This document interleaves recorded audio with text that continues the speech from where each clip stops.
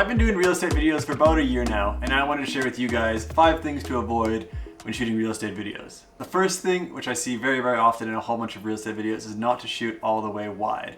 And by that I mean usually if you have a wide angle lens that has a variable zoom on it. I use the Tamron 17-28, but if you shoot all the way wide, you'll get what's known as barrel distortion.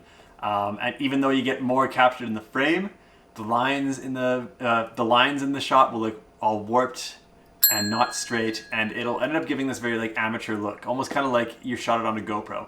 So what I usually do is, since I have the Tamron 17-28, I'll usually shoot it at around like 18 or 19, and that way you still get a really wide angle and capture a whole bunch in the shot, but at the same time you don't get the distortion or like the barrel distortion effect. And that kind of brings me to my second point, which is don't be afraid to get close in on some important details in the house. Oftentimes there's like these really cool, minute, or kind of like small details that really make the house stand out.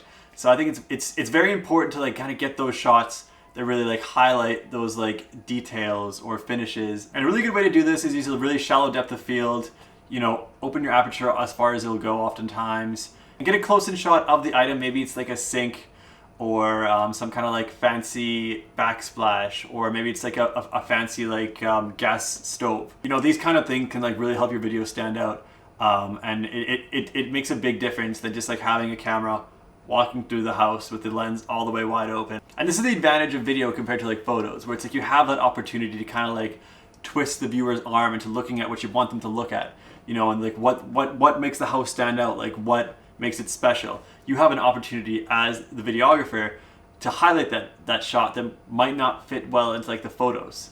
Number 3 is don't be afraid to give suggestions back to your client. After you submit a video and they give revisions back, sometimes the revisions can be not so good.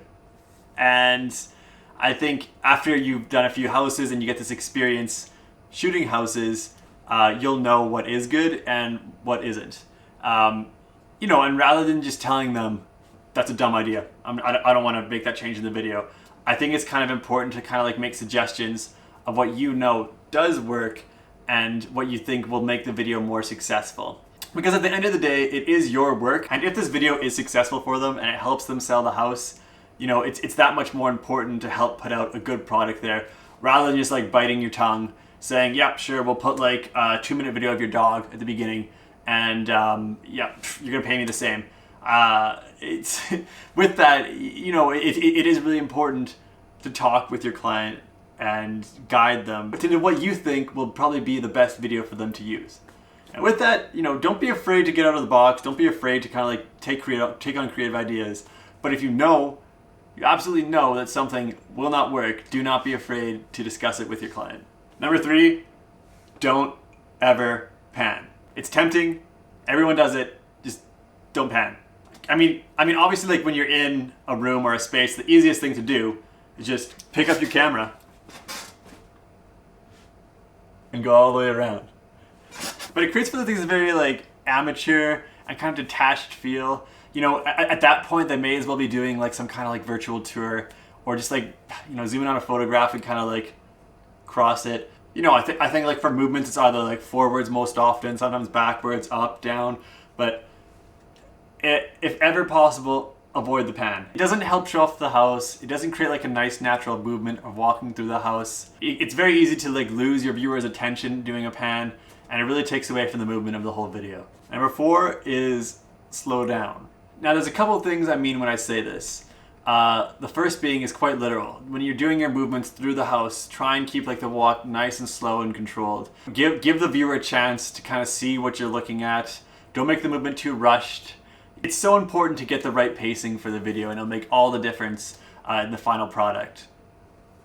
The second way of doing this is I actually often will shoot in a higher frame rate than what I anticipate for the final product to be in.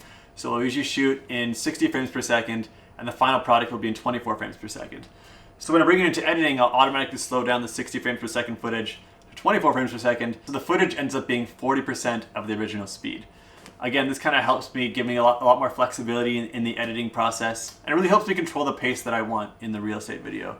Thank you so much for watching. I'm gonna be making a lot more of these real estate focused videos because I mean it is my bread and butter. It is what I've been doing the most, and I feel like it's what I've grown the most in 2020 and what I'm gonna continue to grow in 2021. If you have any ideas of like videos you would want me to make about related to real estate or not, let me know down below. And thank you so much for watching.